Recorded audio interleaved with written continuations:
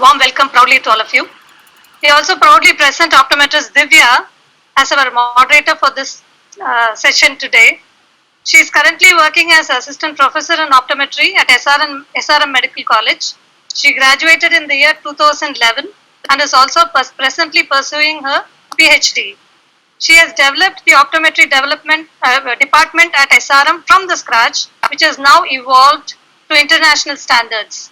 Under her able leadership, she and her students have won many awards in various CMEs, conferences, and also regularly in EV Memorial Scientific Sessions. The highlight is she has also won a student travel fellowship grant, and she has presented her paper in American Academy of Optometry USA. Once again, we proudly welcome our today's moderator, would be Dr. Divya. Over to Divya. Thank you, Pugode ma'am, for the gratifying introduction. And thank you, OATN ITeach Committee, for giving an opportunity to moderate today's session. At the outset, I thank every participant for choosing to join today's session on differential diagnosis of red eye amidst many webinars popping every day. I'm very sure that the session is going to be very interesting and informative, as we are going to hear from clinically well experienced ophthalmologist and optometrist. From our first speaker, Dr. Balasubramaniam, we are going to learn what we should do when a patient with red eye visits our clinic. What all ocular conditions should pop up in our mind, how to approach the patient, and mainly what we should not do as an optometrist. Dr. Balasubramaniam has completed MBBS from Madras Medical College and Masters in Ophthalmology from RIO GOH, bagging the Best Outgoing Student Award. He has completed FRCS from UK and DNB from New Delhi.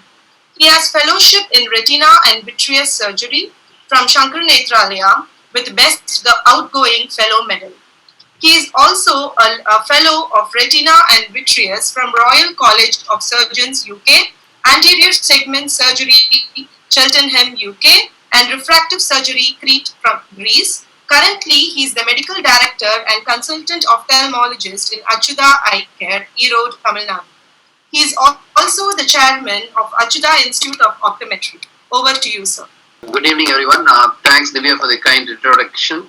And I'd like to thank OATN for the opportunity to interact with optometrists. So I've been asked to talk about the red eye, and I was specifically told to do more emphasis on the practical aspect, how to approach a patient with red eye rather than going on to the theoretical aspects. In this talk, I'm going to just go through the common conditions one would see in the clinical practice, because for red eye, there are umpteen number of causes, but there are certain common conditions, especially being an optometrist, you would see in your day-to-day clinical practice. Then how to differentiate between the sight-threatening and the non-sight-threatening red eyes, and how to make the appropriate referral. So if you look at the different conditions, we've got a list of conditions here: conjunctivitis, subconjugal hemorrhage, inflamed pinguicula or pterygium, episcleritis, scleritis, keratitis, anteuveitis, and glaucoma. So you might wonder, how am I going to diagnose a patient with any of these conditions? But it is simple as long as you follow a systematic approach. When I mean a systematic approach, even with history, you can make a diagnosis even 70 to 80% of the patients with red eye. Then you can use just with the torchlight, about 80 to 90% of conditions you can make. Another 10 to 20%, you need a slit lamp. I was told that many places may not have slit lamp examination. So I'll just given more importance for the history and the torchlight examination aspect when you do a clinical examination for a patient in an optometry setup.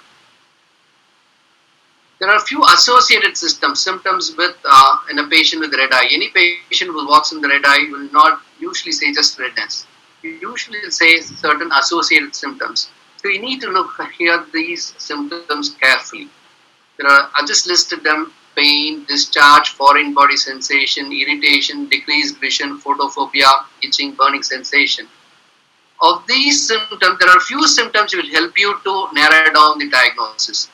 The number one symptom you need to be aware or ask the patient whenever the patient comes to your clinic with redness, do you have pain or not?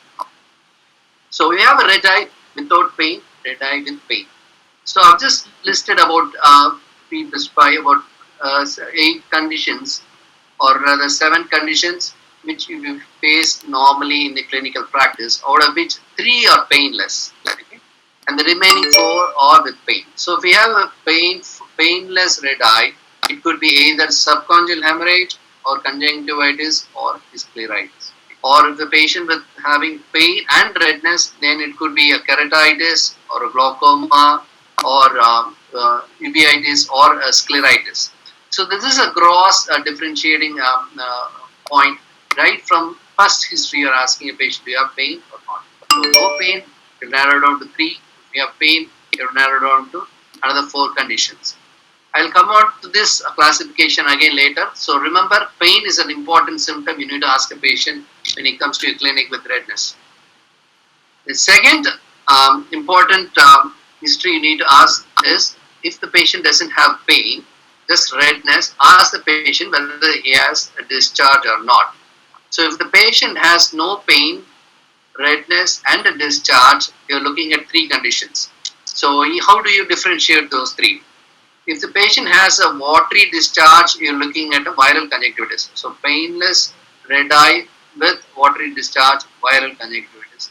But if the patient says it's yellowish in color or greenish in color associated with matting of lashes, that is typical of bacterial conjunctivitis. Or they say, no, it's not colored, it is just white in color and even it's stringy or ropey, then that is typical of allergic conjunctivitis. So just with history, you can narrow down to viral, bacterial or allergic. So it's painless, red eye, you can think of conjunctivitis besides subconjugal hemorrhage and episcleritis. If conjunctivitis with watery discharge, viral, the yellowish discharge, bacterial, and white discharge is allergic. The another important symptom you can ask the patients. Many patients might say themselves, or you need to ask them, do you have itching or not? Itching is an important symptom of allergic conjunctivitis. So when a patient says itching, then have allergic etiology in your mind.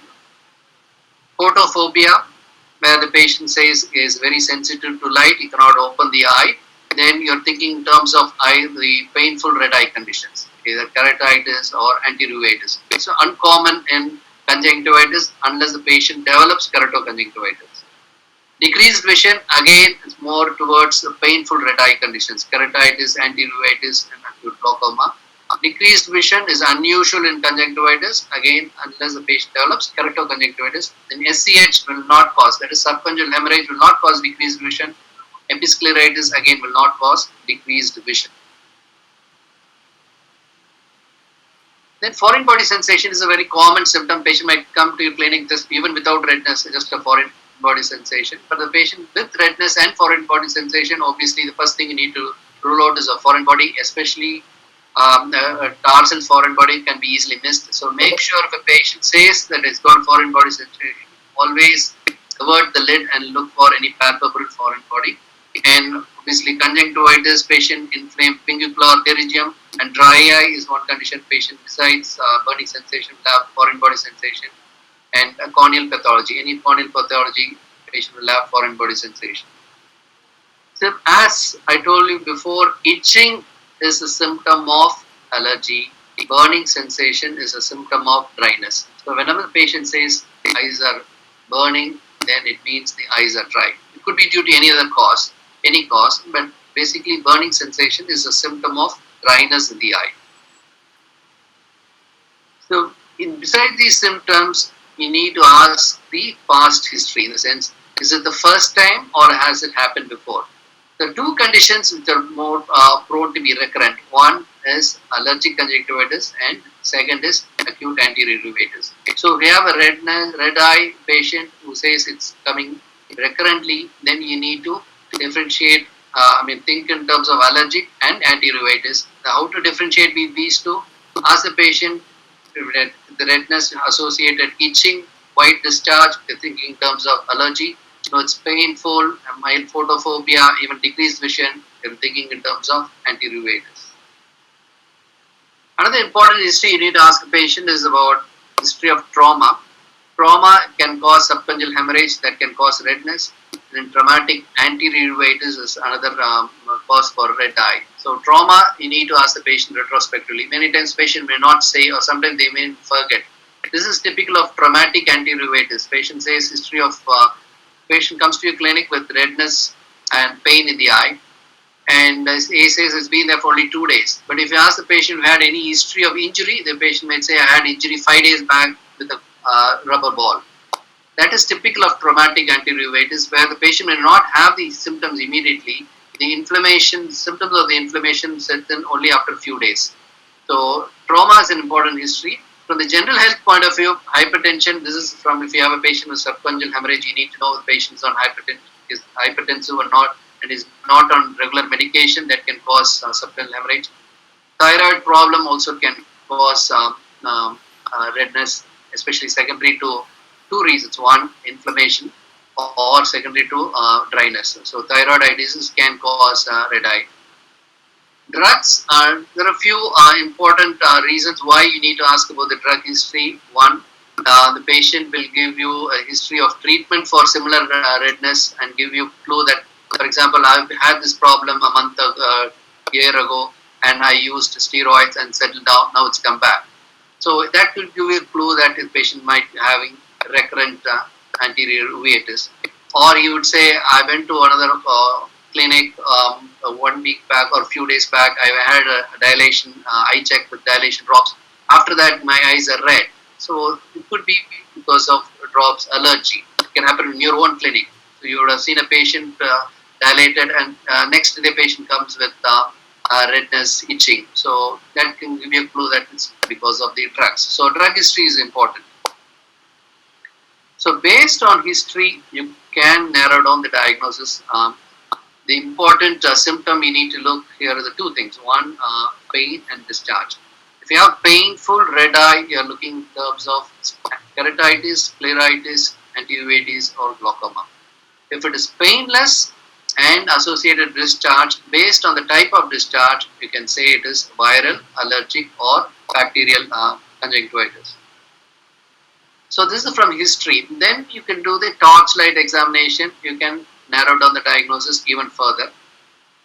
So there is a saying, if you go close to the tree, you lose sight of the forest. What I mean by this, suppose you are looking right in front of a tree, and you'll see only the tree. Only when you come back, you'll see other trees, and you realize that actually you're looking at a forest. Similarly, just to explain, if you look at this patient, the right eye seems normal, the left eye seems to have lid edema. Obviously the conjunctival aspect is not seen, but you think that the problem is in the left eye, then obviously immediately you'd like to look into the conjunctival aspect, cornea. But the problem is, if you go straight looking into the eye, you might miss this.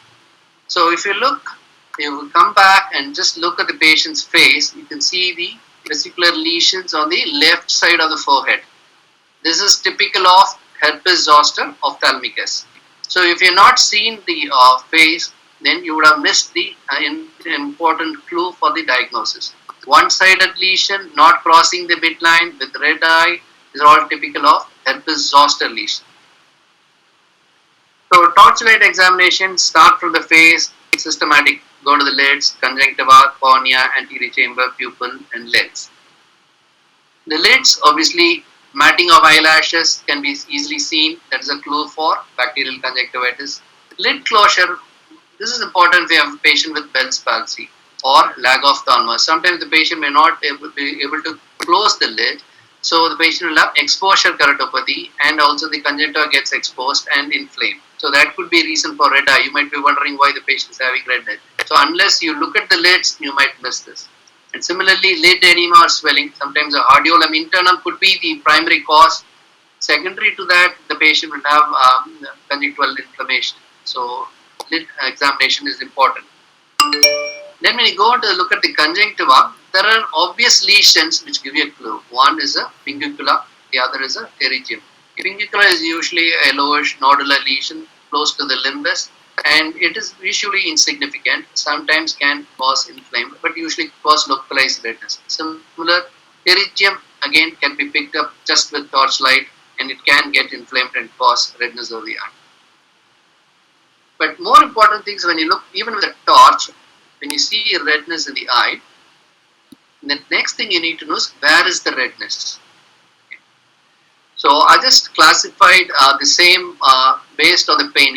Without pain, you have classified.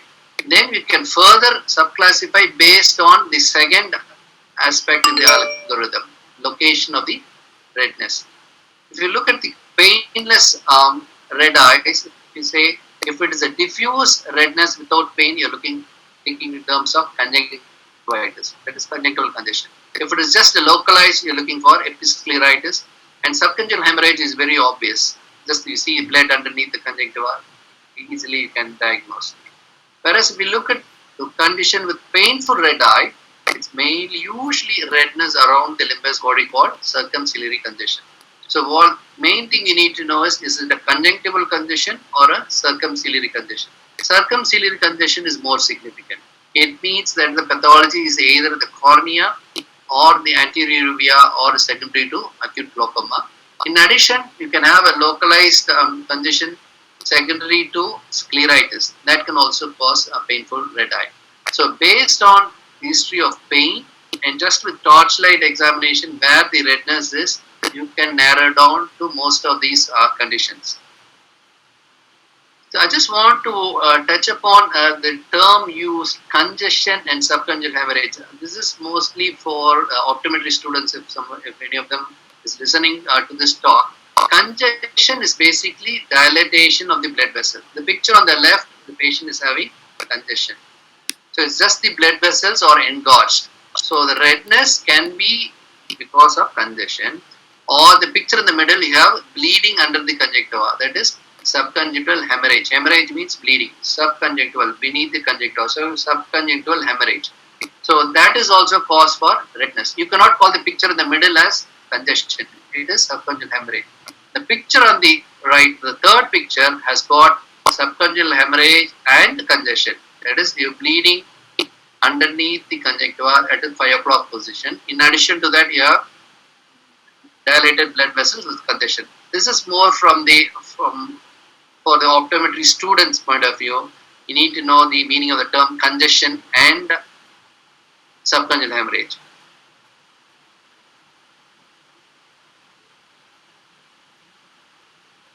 So this is another finding. This is very typical of one particular condition. If you look closely, yes, the patient has got conjunctival congestion. If you look around the limbus, you can see nodular elevated lesion all around. These are all limbal follicles, very typical of allergic conjunctivitis. If you see this, it is definitely definitive of allergic conjunctivitis. For this, you don't need a slit lamp. Just with torch, allergic conjunctivitis can be diagnosed based on the limbal follicle. And any gross corneal infiltrate can be picked up on torch. And picture on the right is the cornea is slightly hazy, and there's a mid-dilated pupil not reacting, and they have a congestion. And if the patient has pain, decreased vision, these findings suggestive of acute glaucoma, especially angle closure glaucoma. So all these diagnoses can be made just with history and torchlight examination. So in addition to this, obviously it would be ideal if you have a slit lamp where we can further confirm the diagnosis, and certain conditions definitely slit lamp is mandatory to diagnose, especially for anterior uveitis where you're looking for AC cells and flare which cannot be picked up by torchlight examination, or subtle corneal changes cannot be picked up by torchlight examination. So you need a slit lamp examination for these conditions. So slit lamp examination, conjunctiva, as I told before, in torchlight you can pick up pinguicula, pterygium, subconjunctival hemorrhage. But petechial hemorrhage is or pinpoint hemorrhages typically seen in the palpable conjunctiva. Petechial means pinpoint, and this is typical of viral conjunctivitis. Many times during even torchlight examination with all the history, you are not sure whether this is viral or bacterial. Then you the patient is slit lamp, avert the lid, you see a lot of petechial hemorrhage. That is sign suggestive of a viral etiology. Again, the patient will have a pseudomembrane, usually in the palpebral aspect of the conjunctiva. The cornea, subtle subepithelial infiltrates, as you see in the picture on the left, cannot be seen on torchlight. So you need to do a careful corneal examination.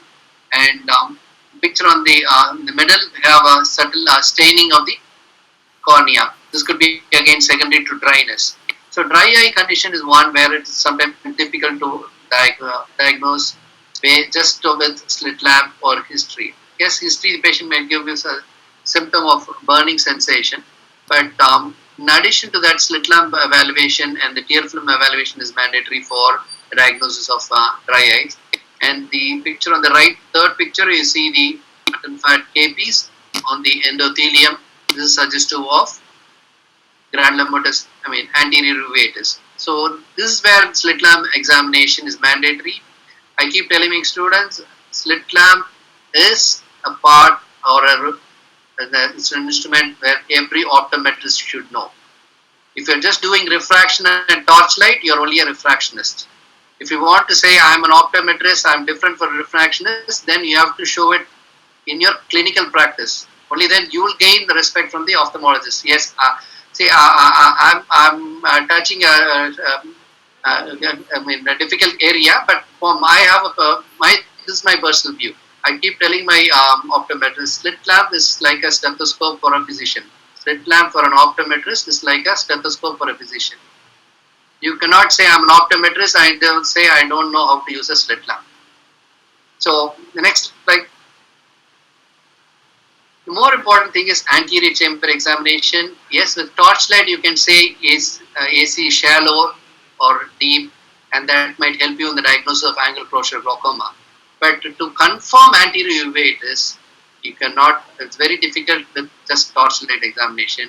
Slit lamp examination of the anterior chamber is must. For this, you need to measure or check for AC cells and flare. And it's done in the dark room, and you have high magnification. Use a conical beam. You can use 1 millimeter by 1 millimeter or 1 millimeter by 3 millimeter size. You can adjust the slit lamp beam size. And use high power with maximum intensity, because if you don't use proper intensity, you might miss flare 1 plus. So you need to use high intensity, and the illumination beam has to be at an angle of 45 to 60 degrees. So this is how a flare and cells look. A flare is due to leakage of proteins and causing scattering of light. And this, the analogy is, in the morning when you open your windows, you see the ray of light coming into your room. That ray of light you see, the ray of sunlight you see, is the beam of light you see in the anterior chamber, that is flare. So if you can see the beam of light, you mean flare is. And the other thing is sterile pus in the anterior chamber, usually seen inferiorly. If you have gross amount of hypopyon, you can see even with torch, but subtle hypopyon, you can be seen only with a slit lamp. Again, two common reasons. One could be severe anterior uveitis, or second, corneal ulcer. The third is iris. Iris color, nodules, or any iris atrophic changes. Color of the iris, heterochromia, you can have heterochromic cyclitis, or the iris becomes muddy color in iritis. So color of the iris is important mainly from iritis point of view. The nodules, you do see nodules typically in granulomatous uveitis. It's in the pupillary margins, Copete's nodules or Busaka nodules in the mid periphery of the iris stroma. These are all suggestive of granulomatous uveitis. So these are things sometimes you need to look for. Sometimes the eye will not see what the mind doesn't know. That's the reason I put these certain slides which might be more academic. But unless when you see a patient and then say, is there a nodule? And then you see, you'll find a nodule. If you do a cursory examination, you'll pick up findings, but may see subtle findings. So all these nodules, AC cells, flare, are findings from an optometrist point of view will be easily missed unless you really look for those findings. The lens, obviously, the cataract per se is not going to cause redness.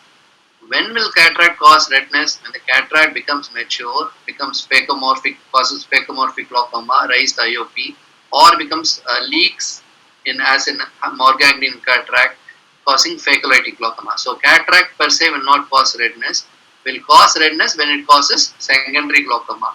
IOP is important, especially when you are suspecting glaucomatous reason, acute glaucomatous as a reason for redness. So IOP is a part of the examination you do. But if you are suspecting infective etiology, especially conjunctivitis, and don't do IOP because there is a risk of transmission of infection to the next patient. So this is again, I just listed the conditions again, just with history, torchlight examination, you can narrow down to 70 to 80% of these conditions, and the remaining 20 to 30% you can definitely confirm with slit lamp evaluation. I'll just go into each condition. Subconjunctival hemorrhage, as I told you before, it's painless.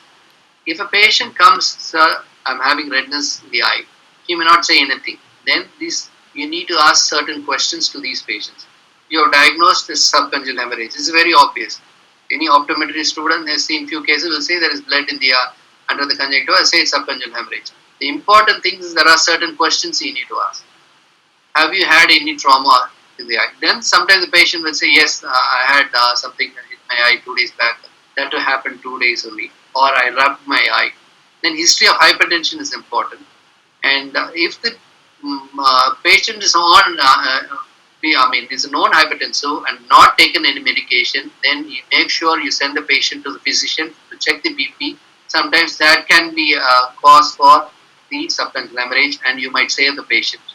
Similarly, the patient might have had cardiac problem and had maybe on antiplatelets or anticoagulants, and if the INR values change, that means if the drug is working more than required, then patient will have bleeding tendency. See, the anticoagulant or antiplatelet is given, you don't want the blood to clot.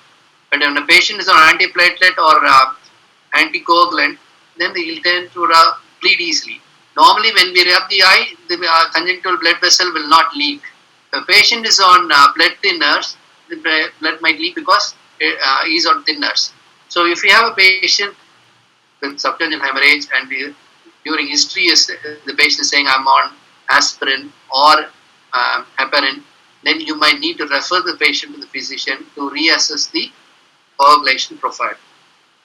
Another history the patient will say is after violent cough you can have subconjunctival hemorrhage, and history of previous bleeding disorder could also be there. But the important thing is it is not sight-threatening. Subconjunctival hemorrhage is not going to affect the vision and usually self-resolving and needs reassurance. Tell the patient that it will take at least 10 to 14 days for it to resolve. Because after 3 days, he'll come back concerned why it is not settling down. So, before the patient getting worried about the persistence of the redness, you just reassure the patient, yes, it will take at least a week or so for it to resolve. Coming on to the conjunctivitis, viral conjunctivitis, common thing is adenovirus and what we call the Madras-I, and cause typical discharge you get is watery discharge, you won't get purulent discharge. If you get a purulent discharge, that means in addition, the patient would have secondary bacterial infection. Reticular hemorrhage is suggestive of viral conjunctivitis. Then there is another history which is very suggestive of viral conjunctivitis, pre-auricular lymphadenopathy. In Tamil, the patient will say, sir, inge neri katti irukku. Then he'll place the finger in front of his ear and say, sir, inge veekama irukku, vali irukku, illa neri katti irukku. So, neri katti irukku means it's lymphadenopathy. Pre means before, auricular means ear. So, basically, the lymph node in front of the ears get enlarged. It's a protective mechanism. Body is trying to prevent the virus from spreading. Conjunctivitis, viral conjunctivitis is usually self-limiting and doesn't cause any visual problems unless it spreads to the cornea. Then you call it as keratoconjunctivitis, and that definitely needs immediate referral to an ophthalmologist. And if the patient is having only conjunctivitis, no corneal movement, just lubricants and symptomatic treatment should be enough. And secondary bacterial infection, if you prevent that, antibiotics can be given, but important thing is usually self-resolving. But main message is obviously, as an optometrist, you will be aware that steroids, never touch steroids. Typical practice will be patient go to the medical store and get the drops, and usually the person in the pharmacy or the medical shop will give a steroid. The eye becomes white in 2 days, and he thinks it's cleared, and then he come back to you or an ophthalmologist with rebound infection, in the sense that they double the severity. So basically, steroids um, resolves the signs of inflammation, does not tackle the cause. It just tackle the symptoms, or rather the signs. So eye will be quiet, but the virus will be replicating more. And once the steroid is stopped, then the patient will have the increase in severity of inflammation, infection, and then can also cause corneal involvement. So never touch steroids for a patient with viral conjunctivitis. Although as an ophthalmologist, we do use if the patient develops keratoconjunctivitis. From an optometrist point of view, the basic message you need to is for viral conjunctivitis, don't use. Patient should not use steroids. Bacterial conjunctivitis, the main thing differentiating point is discharge, usually greenish or yellowish in color. Patient will have associated matting of lashes, and antibiotic, topical antibiotic will settle down. Usually will not have lymphadenopathy. It's more in viral. Allergic conjunctivitis, as I discussed before, main symptoms going to be itching and a white ropey discharge, and can be seasonal. And you can have a limbal follicle, as you see in the middle picture, or giant papillae in the palpebral conjunctiva. The main treatment is going to be steroids. And sometimes if the papillae are very, if it's really big and patient's got a significant symptoms, because of that we do try intralesion steroids and cryotherapy for giant papillae. But from allergic conjunctivitis, main treatment is going to be steroids. Bacterial is going to be antibiotic. Viral, it is going to be just symptomatic plus antibiotic to prevent secondary infection. So this is just a tabular column summarizing all the points. There are a few things. One, discharge, I think I've repeated a number of times. Watery in viral, B in yellow, and bacterial, white ropey in allergic. Petechial hemorrhage, viral. Limbal follicles, allergic. Palpebral papillae, allergic. Preauricular lymphadenopathy, viral. Coming on to the episcleritis, is just localized inflammation of the episclera. Epi means outer, so it is a layer outside the sclera. So it's between this conjunctiva and sclera. And there are two types, nodular or diffuse, but usually painless and self-limiting. Sometimes we do treat with mild steroids, but many times it's self-limiting and it's not sight-threatening. But you need to you should be able to differentiate episcleritis from scleritis. Main difference is episcleritis is painless, scleritis is painful. Tender is when you touch the eye will be, patient will say that is having pain. And important thing, episcleritis is not vision threatening, scleritis is vision threatening and is associated with autoimmune diseases. It needs a battery of investigation and needs urgent referral to an ophthalmologist. The main treatment is again going to be steroids. Keratitis, again, is painful, sight threatening, and gross corneal involvement like this can be picked up at torchlight. Subtle things, again, slit lamp evaluation is important. Treatment is going to be antibiotic if it is bacterial. If it is viral, it's going to be antiviral, or fungal, it is going to be antifungal. It depends on the etiology. And you do give cycloplegic, because these patients will have associated cyclospasm. To relieve the pain, we do give cycloplegic. And again, it's vision threatening if not referred appropriately. Antiuveitis, painful, decreased vision, KPs, AC flare cells. Again, main treatment is going to be steroids, and cycloplegic, again, vision threatening. But antiuveitis is one condition I think it's many times missed, especially when we have this epidemic, during the season of this conjunctivitis.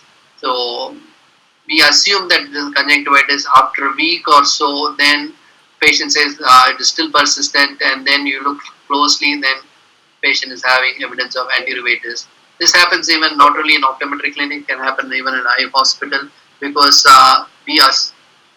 we don't do or in terms of examining for AC flare cells when the patient is having when there are a lot of patients coming with conjunctivitis. So antiuveitis is one condition where in my experience, find that being missed, especially when you have the season of this conjunctivitis.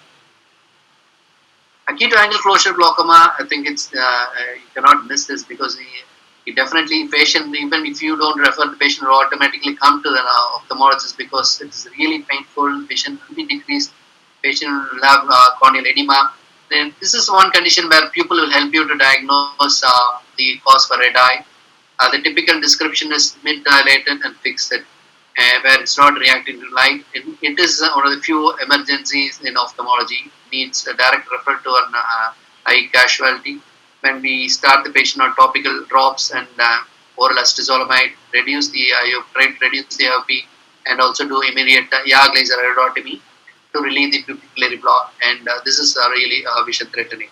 So just to take home message, when you approach a patient with redness, is you need to have a systematic approach. When I mean systematic is spend some time in the history and then narrow down to 70% of the condition. Then do a torchlight examination. You can narrow down even further to 80 to 90%. And the remaining 10 to 20% confirm with the slit lamp. And this is a gross classification have in your mind. If you're dealing with a painless, not sight-threatening red eye, you're looking in terms of subconjunctival hemorrhage, conjunctivitis or episcleritis, but painful sight-threatening red eye, keratitis, uveitis, and acute glaucoma. The second group needs urgent referral to an ophthalmologist. Thanks for the opportunity. Thank you very much, Doctor. That was an excellent presentation which gave so much clarity on how we should approach a patient walking into a clinic with red eye. There are 19. She's going to tell us about contact lens related red eye. Over to you, ma'am. Thank you so much, Divya, for that awesome introduction. I hope I kind of live up to the introduction of me. Right, so the first part of this talk was generally diagnosing red eye and trying to figure out what we're going to do as optometrists in the red eye. The next part of it is going to be contact lens related red eye. A little bit more in detail with contact lenses because that is something with what we play with as optometrists on a very regular basis.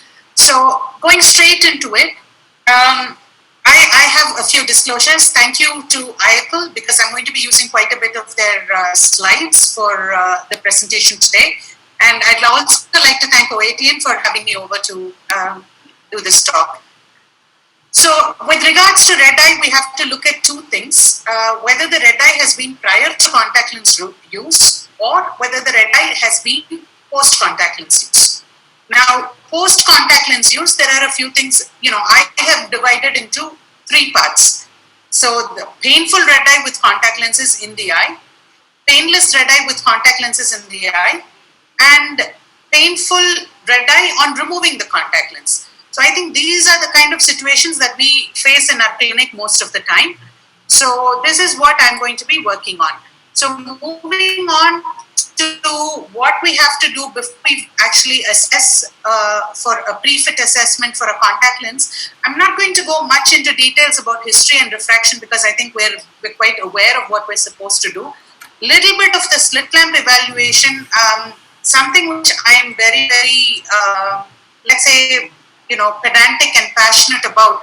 I always tell people start from the out and go all the way in. So starting from the lids, look at the lashes, look at the lid margin, look at the conjunctiva, look at the cornea, and then only decide whether or not this person is fit for contact lenses. The next thing, which is also a part of something that I was asked to talk a little bit about, was the dry eye assessment. Dry eye assessment, there are a few things that we could do in regular practice. There are a lot of new equipment, there is a lot of new technology which is available for dry eye assessment, but I'm talking about something which is easily accessible and easily done in every optometric clinic. So starting with corneal staining and conjunctival staining, fluorescein staining will give you a clear idea as to whether there are dry spots and whether there is any desiccation of the cornea or the conjunctiva. With the tear film assessment, Shermer's, BUT and the tear prism. I'm not going to go into too much detail because this is going to be beyond the scope of my talk. But if you look at the picture on your left, that is the Shermer strip placed inner 2/3, outer 1/3 of the lower lid. And on the right, you see the two red lines where if you can see this bit, that is the tear prism. That is how much of tears is available between your, the lower lid margin and your conjunctiva. So you will be able to notice and you will be able to figure out what the level is. Okay. So what is ocular redness? Ocular redness is anything where the eye is red, and it is very individual dependent. My eye may be slightly redder than yours, so you cannot say classify and say this is what the person should have, complete clear white eyes.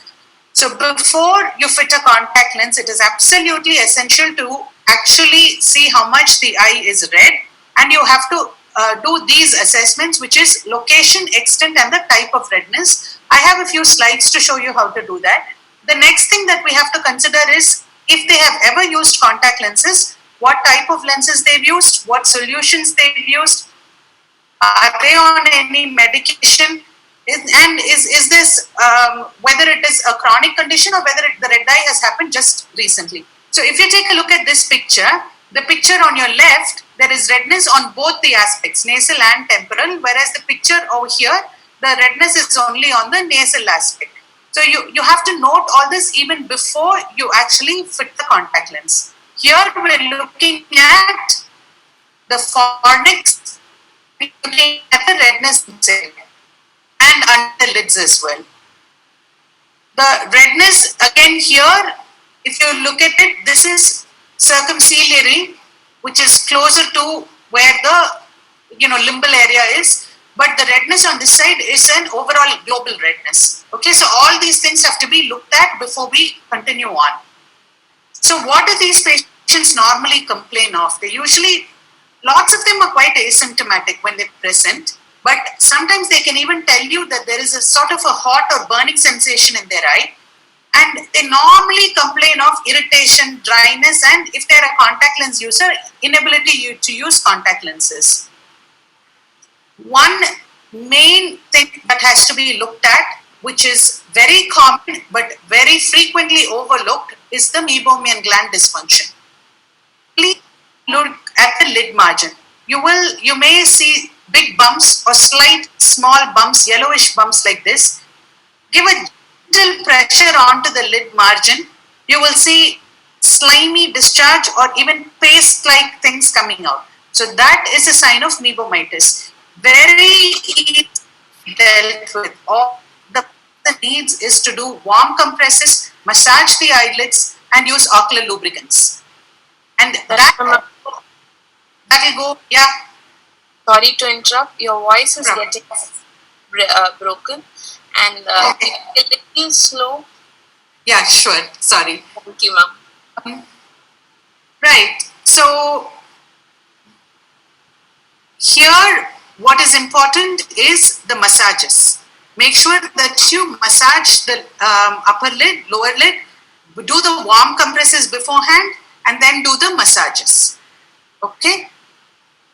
Patient, if you notice, you will have to tell these patients that this is going to take quite a while to settle down, and you have to be very clear with instructions how to do the massages.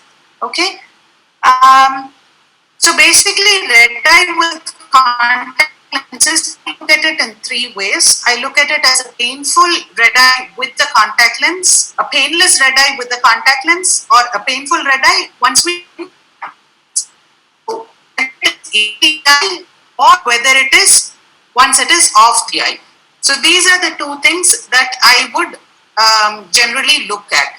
So if I'm looking at that, let's go into each of these conditions. Microbial keratitis, very rare but potentially vision threatening.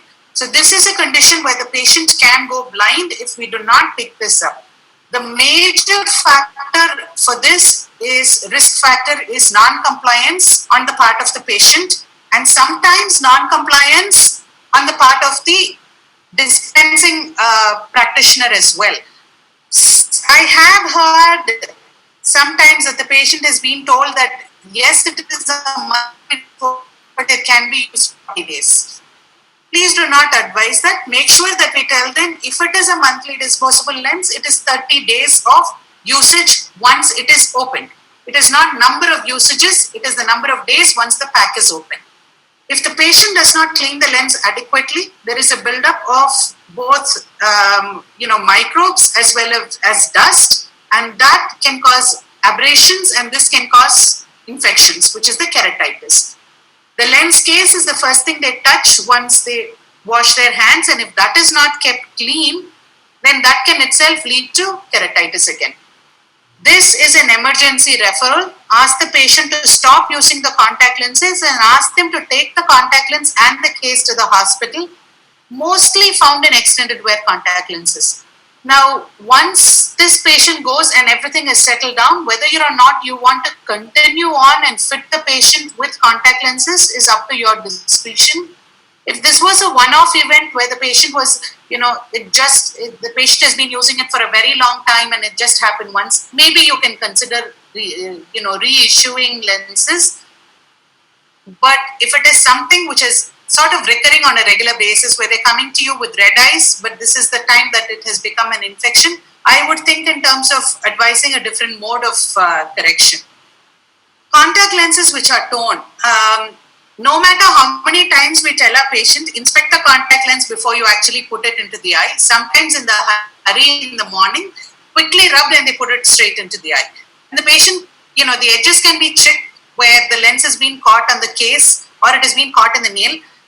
Patient has very severe pain and discomfort as soon as they put the lenses on in the eye. You cannot do anything other than remove the contact lens, check and replace the contact lens. So this is the next thing. Here, look in terms of the cornea, stain it and see if there is any fluorescein staining. If there is any staining, then this person needs to be on antibiotics to prevent any infections.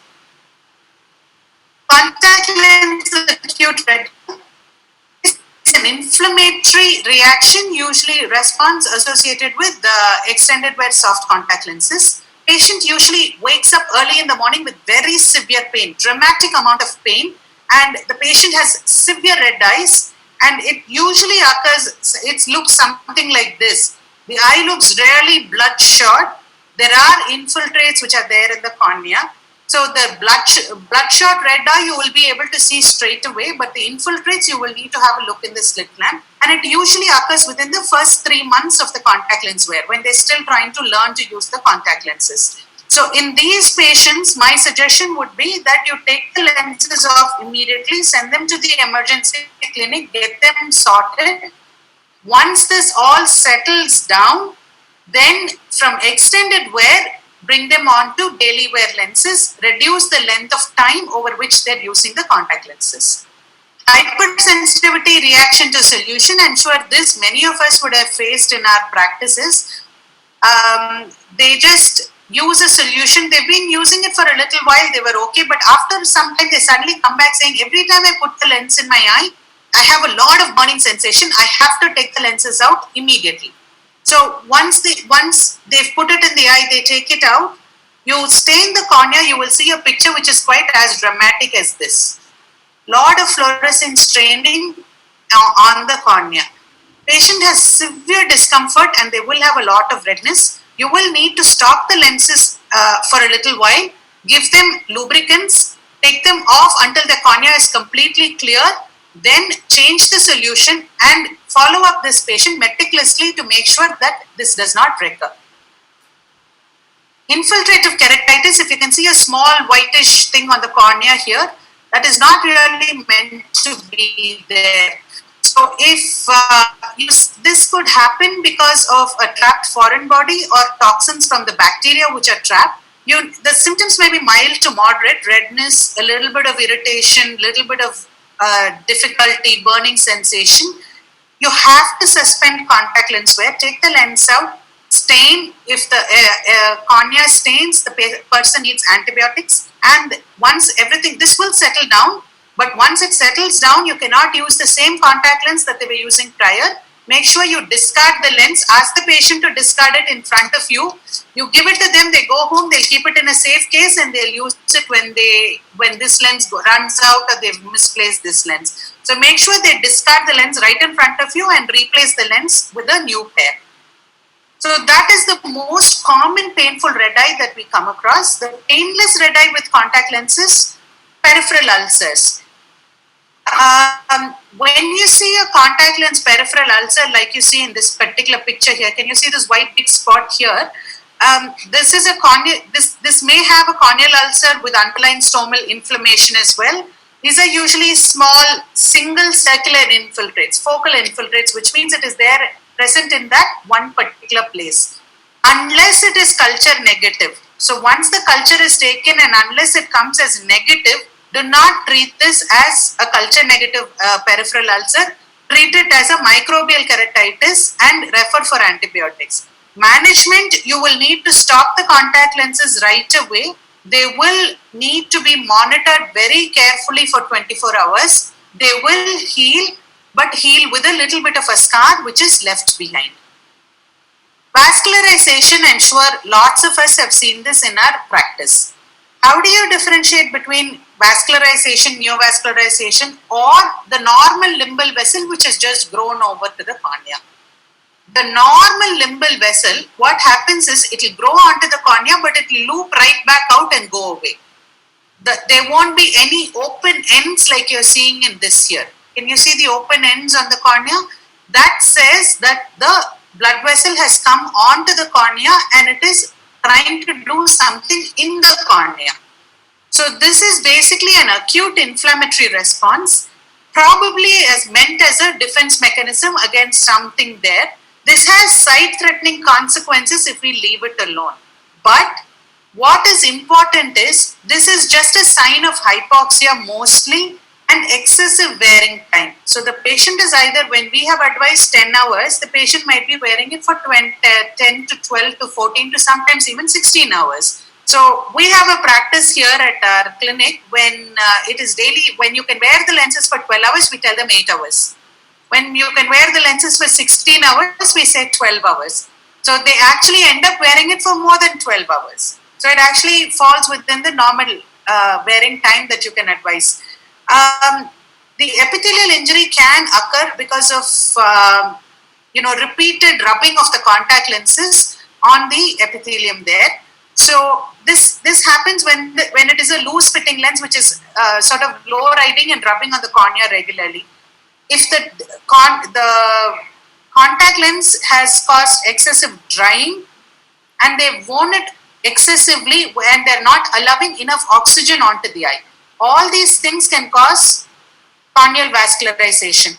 The best way to deal with it is stop wearing the lenses. Remove the vasogenic stimulation. Something which is causing the blood vessels to grow, stop the growth of it. Intervention as early as possible. If you do it within 1 to 2 weeks, it will completely clear away and regress without leaving any signs that it was there.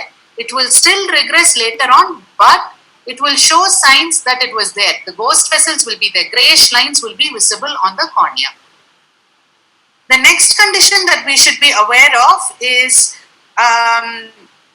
contact lens associated superior limbic keratoconjunctivitis, SLKC. So here, ask the patient to look down and look under the lid, or hold the lid up and look under.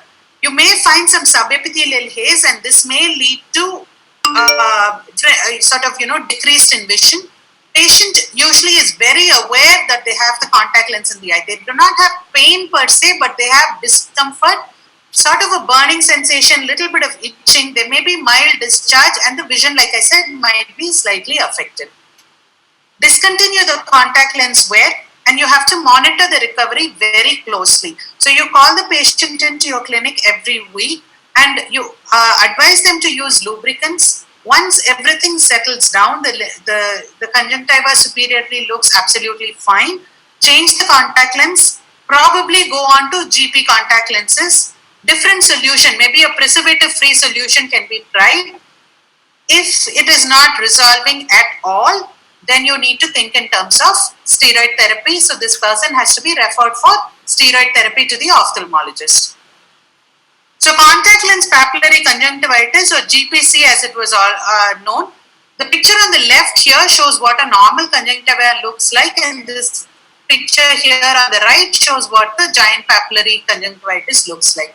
Now, I don't know how much of it I could call this as an allergic reaction. I would call it a reaction to the mechanical rubbing of the contact lens under the lid margin on a regular basis. And it can also be a reaction to the solution that the person is using, the thimerosal or the preservative in the solution that the patient is using for contact lens cleaning. What do we do? What can you see?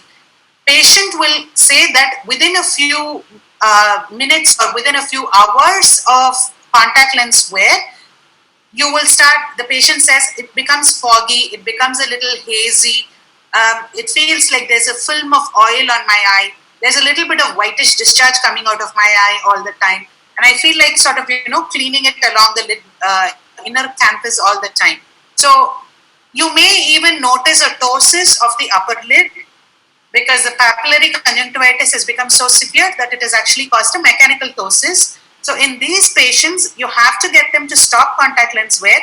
We've had some patients where it has been very severe, but they refuse to not wear contact lenses. They don't listen to you. So we kind of tell them, the easiest way to get them to stop is tell them, if you don't stop this for the next few weeks or months, you are never going to be able to wear contact lenses afterwards. So sometimes a little bit of a threat works. So we get them to stay off contact lenses. Mast cell stabilizers have to be prescribed. Send them to the ophthalmologist for the prescription, but follow up the patient in your clinic for a regular checkup. So the important thing in all these things is, like I was telling you, you have to look under the lid, look under, ask the patient to look down, look to the left, look to the right, look up. So you need to make sure you do a complete thorough examination every time the patient comes to you. Till the papillary conjunctivitis comes to a fairly moderate to advanced stage, the patient is not going to notice anything, but you will be able to pick it up when they come to you for your regular follow-ups. So absolutely essential to look under the lids as well. Now, some conditions we have had when the patient says, end of the day, I remove my lens and it is atrociously painful as soon as I remove my lenses. So what are those conditions? There's something called SLACH, which is soft lens associated corneal hypoxia. Now this hypoxia causes improper adhesion of the epithelial cells to the basement. So the epithelium sloughs off. As you can see in this picture, if you can see an epithelial defect. Now this is basically because of hypoxia. So if there is hypoxia, how do you deal with it? Give something which allows more oxygen to the eye. But before you do this, you need to make sure you take the lenses off, and because there is an epithelial defect, this is going to act as a portal for infections. Make sure this patient is referred for antibiotic therapy, but once they have the antibiotics, bring them back to your clinic, get them evaluated, fluorescein stain, and see if once the epithelium is completely healed, then you go for the next better type of contact lenses. Corneal abrasions are not directly related to the contact lens itself. It's more often what you see when you are putting the lens in or they're taking the lens out. So no matter how many times we tell them to cut their nails, trim their nails, keep it short, keep it, make it all nicely buff. Lots of them are more conscious of how their hand looks as well. So they don't always cut their nails and they tell us, no, I can take it out with the pad of my fingers. 90%, yes, they can take it out with the pad of their fingers. But on the occasional rare time when the nail touches the cornea and sloughs off the epithelium, they have intense pain because now the cornea is exposed to the air. Cornea is richly supplied with nerves, and this patient will be in severe pain. These patients, it is best to refer them for handling because it may or may not need a patch with antibiotic ointment. Depending on the size of the abrasion, they will need patching, they will need follow-up. But once this is all settled down, they can come back to you for your contact lens assessment. Now, the only thing to remember in terms of corneal abrasion long-term is whether they may have recurrent corneal erosions as well. So if this patient comes to you, you have a history of corneal abrasion and comes to you maybe after a few months and says, occasionally I wake up and there's a lot of pain in the eye. This is without the contact lenses. You will need to stain the cornea and see whether the erosion is happening again. This may be because of improper healing of the epithelium. So this is something that you have to keep in mind. Epithelial erosions, this is what I was talking about. Usually all these symptoms are extremely comfortable when they're wearing contact lenses, because the contact lens is acting as a bandage. It is preventing any air, it is preventing the rubbing nature of your lid during the blink. So the patient is very comfortable and does not understand why you want them to stop using the contact lenses. So you need to make sure you explain to them why they have to take the contact lenses out. Show them the stained image if you can. All our smartphone cameras now take perfectly beautiful pictures. Take a picture with the stained epithelial abrasion. Show it to the patient. Tell them this is an injury. This needs to be treated. Once this resolves, then you can go back to wearing contact lenses. A lot of this happens because of poor handling on part of the patient. They do not clean the lenses too well. So make sure that you go through all this one more time. So this is about a little bit about the grading scales. If you have them, if you don't, they're available online, I'm sure. So have a look at these grading scales. Each of this will tell you, stick one right next to the slit lamp in your clinic. Have a look at it. There is a grading scale from Efron. There is a grading scale from CCLRU. Have these, these will tell you whether it is normal, is it a trace, mild, moderate, or a severe, level of whatever you're looking at, complication. Like for example, in the Efron scale, the first one talks about conjunctival redness. The second one talks about limbal redness. The third one talks about, vascularization of the cornea, and so on and so forth. So if you have these scales pasted next to you, if you note down what the level is today, and you bring the patient in 3 weeks later, and you can actually reassess based on those scales, even your condition has progressed from grade 4 to grade 2. So it is getting better. Okay. So that is something that you can use. And also medical legally, this actually, may help for us also to keep proper records. Any patient with red eye with contact lenses, what do?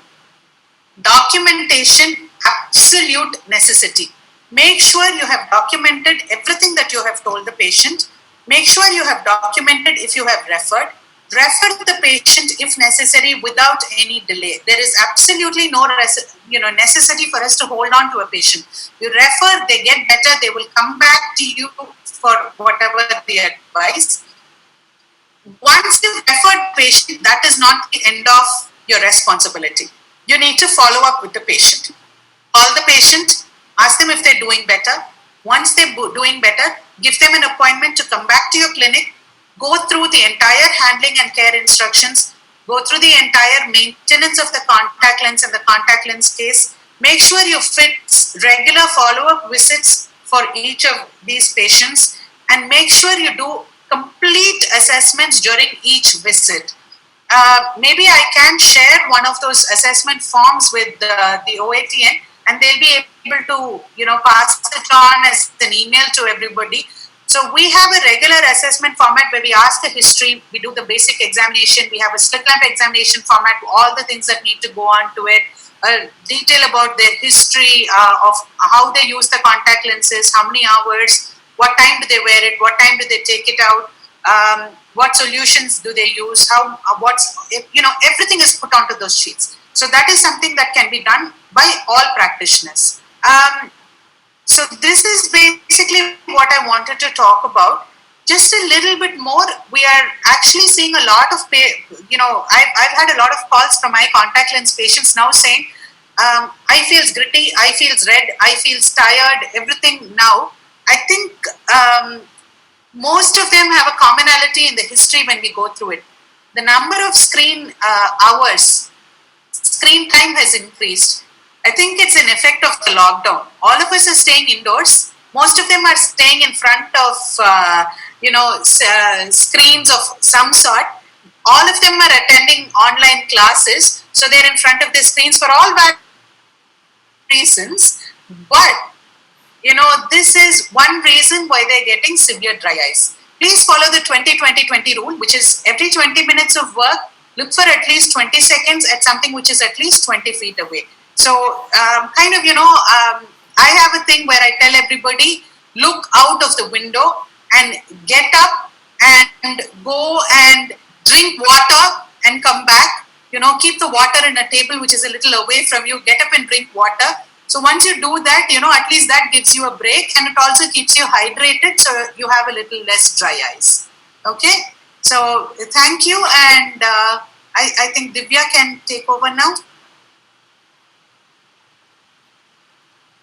Thank you very much, ma'am. This was an amazing presentation. It showed how much, clinical experience you have, and you gave us such nice clarity in the assessment part. It was really helpful. I really hope that everyone would have felt the same and would agree with me. Thank you very much. We have many questions. I think we'll take one by one. So first, maybe I will pose the questions to Doctor. Doctor, the first question is, can viral conjunctivitis cause pain? If the virus is the pathogen, won't that cause pain? That's the first question. Right. The question is, can viral conjunctivitis cause pain? Usually not, but sometimes it can cause a mild pain, especially if there is a corneal involvement. But typical just conjunctival involvement may not cause much pain. It's more of patients might say the symptoms of be having irritation, they might say it is pain. But typically, only if there is a corneal involvement, they'll usually have pain. Okay. Our next question is, it's a very interesting question actually. Why alcohol consumption causes red eye? Okay, alcohol consumption basically causes vasodilation. You look at the face looks flushed. That's basically engorgement of the blood vessels. So I was talking about the term congestion. Congestion means engorgement of the blood vessels. So whenever you have blood vessel engorgement, it becomes, you'll get redness in the eye. So that's the reason why alcohol causes redness in the eye. Okay. Our next question. Can chronic redness lead to any visual impairment or any other complications? No, the chronic redness depends on the cause. If it is secondary to a condition like chronic uveitis, and then obviously it is sight-threatening. But there are patients who have the eyes are red. Their only symptom is redness, and they would have been to various hospitals. There is no exact etiology. There is no other cause.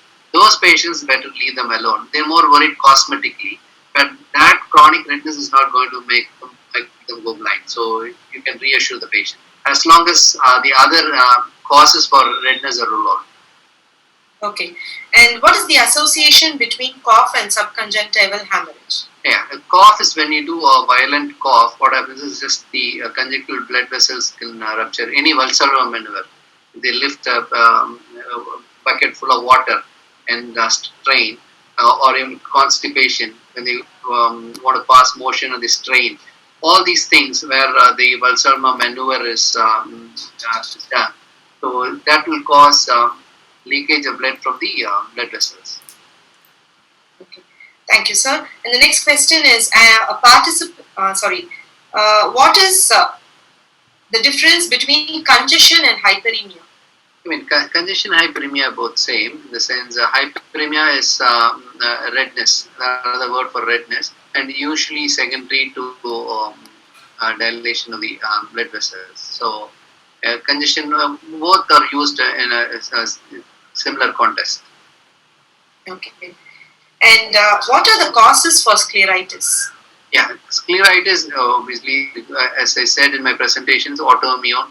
Common causes going to be SLE or vaginous granulomatosis, all the rheumatological conditions or the collagen vascular disorders, where the autoimmune is a condition where the body fights against its own tissue. So that's the reason called autoimmune. Normally when there is a foreign body or a foreign antigen comes into your body, then you have antibodies produced.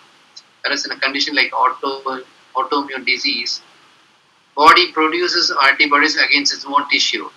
So in this case, it's against the scleral issue, then you have scleritis. So all the autoimmune conditions, especially collagen vascular diseases like SLE, vaginous granulomatosis, polyarteritis nodosa, rheumatoid arthritis, all these conditions can cause scleritis.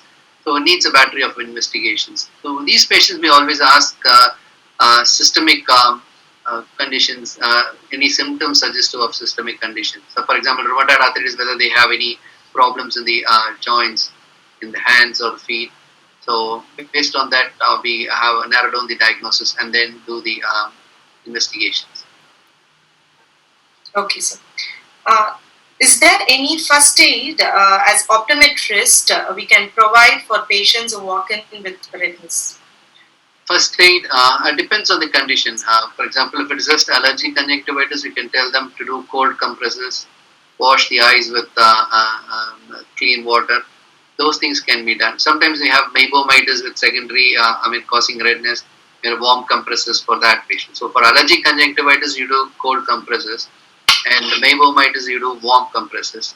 So these are the first aid treatment you can advise. Not first aid in the sense that the treatment that they can do at home. First aid, obviously, if it's a foreign body, you can, if it is a superficial foreign body, and if you have experience of removing foreign body, you can do. Otherwise, if you don't have experience, better to refer. For that, you need to have in your clinic topical anesthetic, Paracaine or Proparacaine. And it's always better to have a fluorescent strip in your clinic as well to rule out any corneal pathology. Sometimes, especially in children, they bring to your clinic and saying the child is having a redness and watering, and you cannot find anything with torch. When you do a fluorescent staining of the cornea, sometimes even with torchlight you can pick up the corneal staining. So you can have a Paracaine and a fluorescent stain in your clinic. Okay, doctor. The next question is, can rheumatoid arthritis cause mild bleeding in the eye, can cause redness? No, yeah, it can cause redness, not bleeding. That's the reason I put a slide. So redness is a general term. It can be due to congestion or bleeding. The question is, what was can you repeat the question? Can rheumatoid arthritis cause mild bleeding in eye? Okay, rheumatoid arthritis will not cause bleeding in the eye. It will cause redness due to inflammation or congestion. That inflammation is usually a scleritis or could be a dryness. Rheumatoid arthritis typically causes dryness in the eye. That can cause redness. It can cause scleritis. That can cause redness. But it will not cause bleeding in the eye. Okay, doctor. Our next question. As optometrist, what are the systemic conditions we should look for when a patient complains of redness? What we normally do is give a mild steroid, like fluoromethalone or loteprednol, then it settles down in a few days' time. Only if the patient is symptomatic. But if the patient is not symptomatic, it's just a redness and pterygium, it is self-limiting. Or you can just give a lubricant eye drops. But if the patient is symptomatic, yes, we do start the patient on mild steroid. Okay, doctor. Our next question is the question of the time. Like, how to differentiate between redness caused due to COVID-19, conjunctivitis, and other redness? There's no specific clinical sign to differentiate between COVID conjunctivitis or adenoviral conjunctivitis. So it is going to be like any other conjunctivitis. And although they say any patient who walks into the clinic with conjunctivitis think that the patient might be a presenting feature of COVID, but there's not much evidence for that. Usually patients will have COVID and then have conjunctivitis, but better to keep in your mind. If a patient walks into the clinic with conjunctivitis, make sure you see the patient and dispose them quickly, and you use all the disinfection after the patient leaves. So make sure you take all the precautions. So the answer to the question is there is no differentiating sign for COVID and non-COVID conjunctivitis. Okay, doctor, thank you. Now we will bombard the questions to Saranya ma'am, and I think we'll come back to you again. Sure. Ma'am, one question Divya, there is a small announcement. Yes, sir. I just want to give an announcement. There are a lot of people who have enrolled just before coming into the session.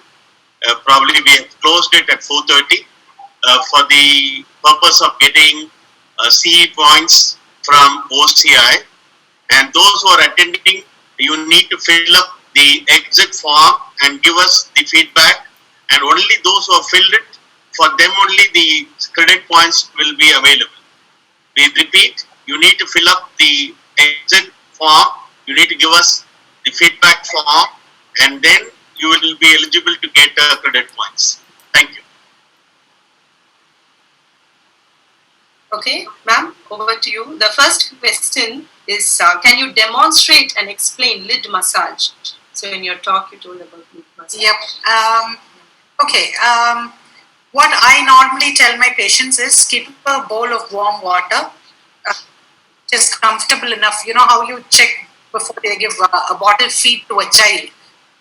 Put a little bit here so you feel the temperature, so that it's not too hot, because your lids are quite sensitive. You don't want to burn your lid off. So dip a cloth, clean handkerchiefs, keep 2 of them.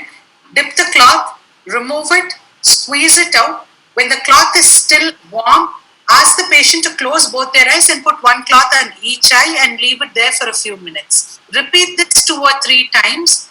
Then what I tell them is hold the upper lid slightly up like that, like how you're going to wear the lenses now. Instead of the lid, you use a brow region and lift it up. Ask the patient to look down and gently bring entire hand, you tell them to do this from the top all the way down to the bottom of the lashes. Okay. Similarly, lower lid, hold it here, ask them to look up and then repeat it like this. So the entire, ask them to do a complete motion with their finger. Normally when I tell them warm compresses, what my patients will do is do this and press here. The brow region is what they press. That doesn't serve the purpose at all, because what we are trying to aim at in meibomitis is the lid margin. So once they do that, then you gently bring the hand down all the way from the top to the bottom.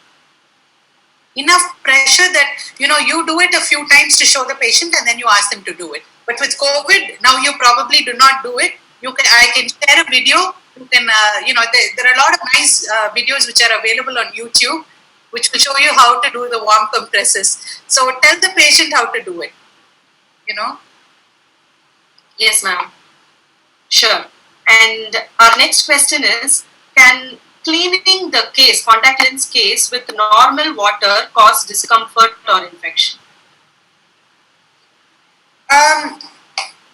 Normal water in the sense, but you clean it, you dry the contact lens case and only then you're going to use the case. You're not going to use the case wet. So you're not going to be touching the solution or the water. But what I normally tell my patients is use a mild soap. Water, clean it, wash it, leave it out to dry, and then when you're actually removing the contact lens, remove the lens, clean it, rinse it, and then put it into your contact lens case with solution. I normally advise them not to leave the contact lens solution in the case from the morning to the night. I generally tell them to change the contact lens solution every day. So that is my routine. As soon as you put it in the morning, clean the lens case, throw the old solution out, clean the lens case, leave it out to dry, and then keep it closed. Put it in your bag with a small bottle of solution. Carry a small bottle of solution. No matter how experienced you are, you never know a foreign body when it's going to come and hit your eye. So you may need to remove the contact lens. So have access to the solution and the lens kits wherever you go. So no, generally, directly no. Okay. So the next question is, how long does contact lens induced giant papillary conjunctivitis take time to heal with and without medical treatment? If it is in the mild stages, early 0, 1 and 2, then 0 and 1, it can heal without any medication as long as you do not wear the contact lenses at all within about 2 weeks to 4 weeks time. But anything where it becomes symptomatic, when the patient is symptomatic enough and they're complaining of discomfort, then it is not going to completely heal on its own without any problem. So send them in for mast cell stabilizers. That's not going to take too long. Actually, we've had a lot of patients who come in, when they come in for their refill of the contact lenses. So 6 months supply, they come back after 6 months. They'll just say, no, give me the contact lens. I'm just getting a refill. So we have a system where when they come back in 6 months, we do a quick follow-up routine and then give them the contact lenses. So our follow-up routine involves looking under the lid as well, because we have seen, especially with new contact lens patients that we have just dispensed, we call them in for a review. We do the trial, call them in 4 weeks, then only give them the lenses for the next, however long that they want to take. So 6 months they come, and in that 6 months we call in between and find out how they're doing and ask them to come back for a review if they have any issues. So it doesn't heal too well if it is gone to the stage where it is symptomatic, but if they're asymptomatic and they have been off lenses completely, it can heal without medication as well.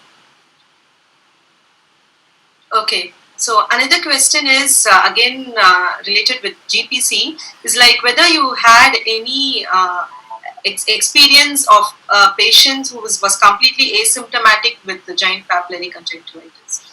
Oh yeah, we've had a lot of patients. That's what I was telling you, right? When we ask them to come back for their 4 week and their 6 month, when they're coming back for lens replacements, we insist on that. The insisting on doing a follow-up evaluation started because we found that they do this. They come in, they just buy a replacement and go away, or the parents come in and buy a replacement and go away. So I started telling my patients, no, unless I see you, I'm not going to give you a replacement. And we throw in an incentive. We can do that as a free evaluation if it's necessary, or we give them a voucher towards the next contact lens purchase. They pay for that evaluation, but they have a small voucher. May not be full value, but it will have some value to buy their next, renewal of their contact lenses or something like that. Some way, some hook to bring them in. So you do the follow-up. In the UK, you cannot give the contact lenses just like that without it having been, patient having gone through a follow-up evaluation. So I think I kind of set the system here that we do that on a regular basis. And we have picked up a lot of asymptomatic GPCs.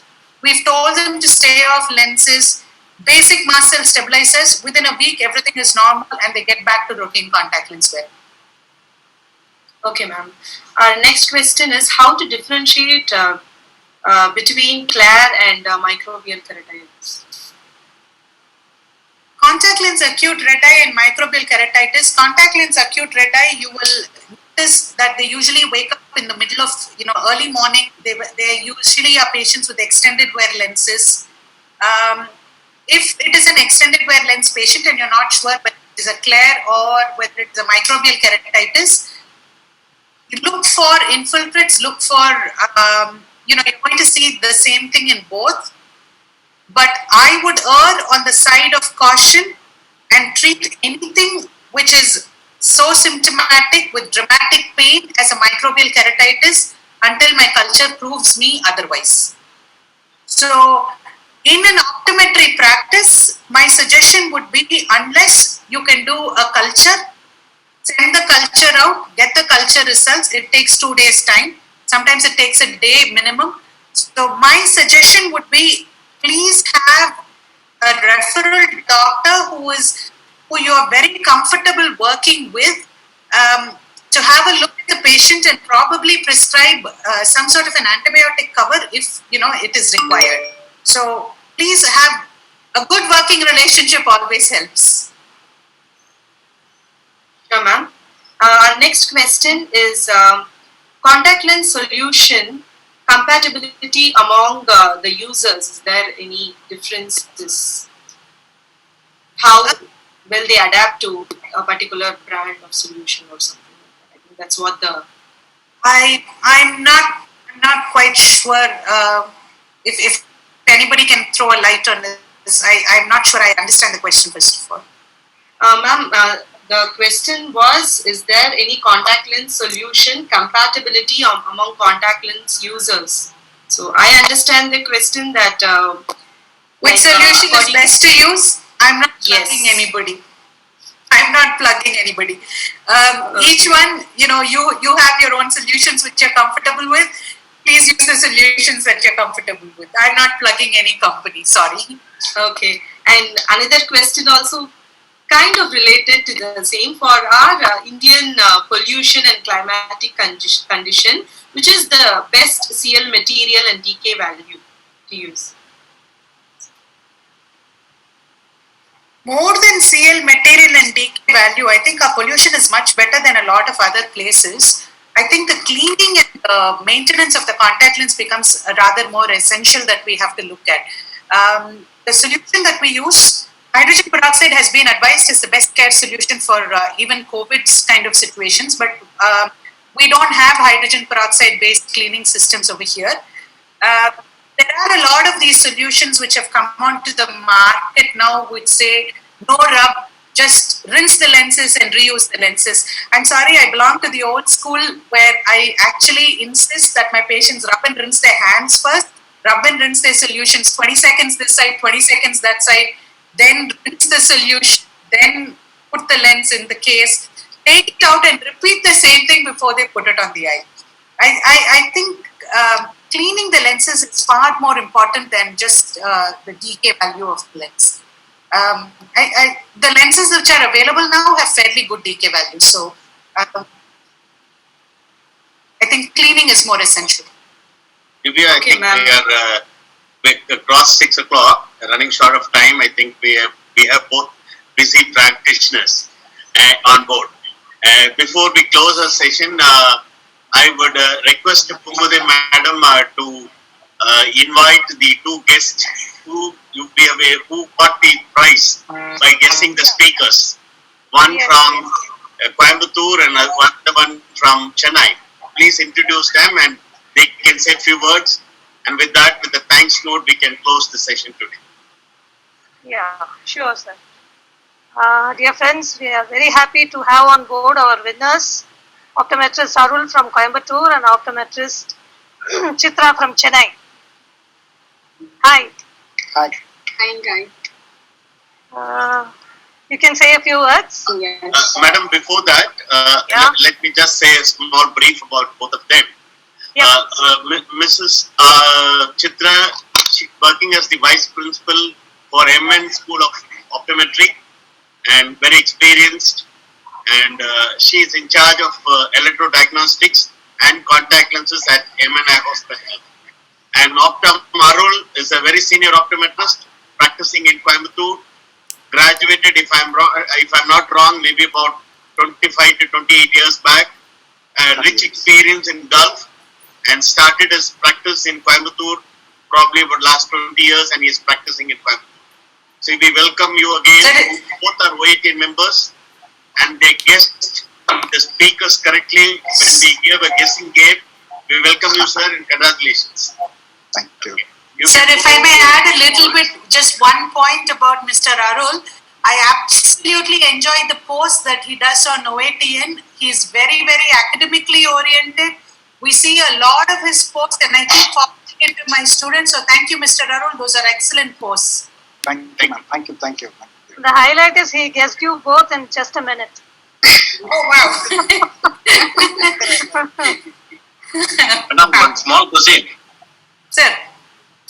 One. Hello? Hello? Yes, sir. Hear me? Madam, the disposable lenses which is manufactured in upcountries, Yes, sir. they are allowing Yes, for sir. 1 month. But where the environmental and pollution is far better than India. The same yardstick is applicable in India. Sir, are we talking about daily disposables or monthly or which one? Monthly. Sir, yes. I don't want to go into too many details because I don't want some patient listening to this and taking it the wrong way. These lenses are okay for use even in our country.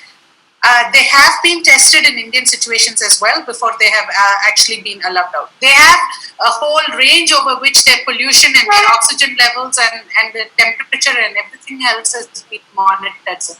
So yes, it is okay to be used over here. Okay, ma'am. Thank you. Arul, please say a few words. Oh, in fact, I have to thank OATN for giving me the opportunity, and it's excellent, ma'am. Thank you, sir. Thank you. And apart from that, I just Doing want very to good job ask here.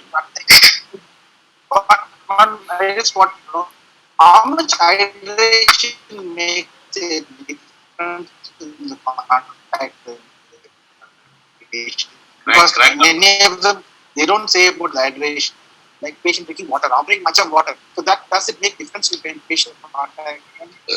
Sir, hydration generally, I think the question that Mr. Arul was asking was whether hydration makes a difference to contact lenses. Yes. Hydration makes a difference to dryness. Yes.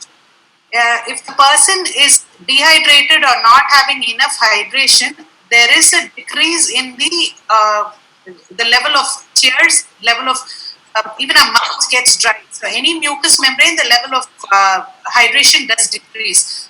And if you notice, if they're well hydrated, the mouth feels better, the eye feels better. So that way, yes, indirectly, yes, it is useful for contact lenses as well. Because of late I find the patients, like most of them have the problem of drinking water. They don't take much of water. So that is one of the reasons I find, like, many of them having complaint of dryness and intolerance. Yes, sir. Yes, sir.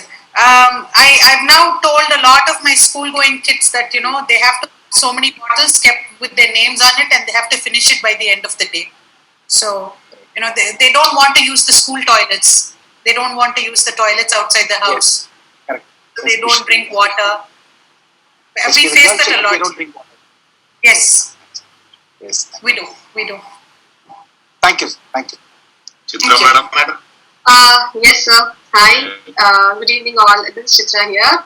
And first of all, I would like to thank Dr. Balasubramaniam sir as well as Saranta because of sharing their knowledge as well as because of real inputs which they have given. It's of much more clinical importance. So, a very big thank to all of you. And also, thanks to Dr. K. sir, Pungode ma'am, Singaravili sir, and Kumaran sir because of their dedication to the optometry community also. And also the efforts which is being laid on by the team members for organizing such webinars, and we are waiting for much more to come in the near future also in almost all the topics. And mostly my introduction was told by Kumaran sir, and one more thing to add up on this, I'm currently a certified personnel for doing the Boston site Tasmanian contact lenses too, and also a member of IAPL. And to just give few suggestions on this platform, the real buzzword which is going around in and around the brains of the optometrists as well as the mind is the orthokeratology as well as neurooptometry. So we would like to have a few sessions on this also, and so I thank all the team members for all of them. They will have a good look and come out with all such discussions in the near future. So now that's it, and stay home, stay happy, stay safe, and happy learning. Thank you. Thank you for giving me this opportunity. Welcome, ma'am. Thank you.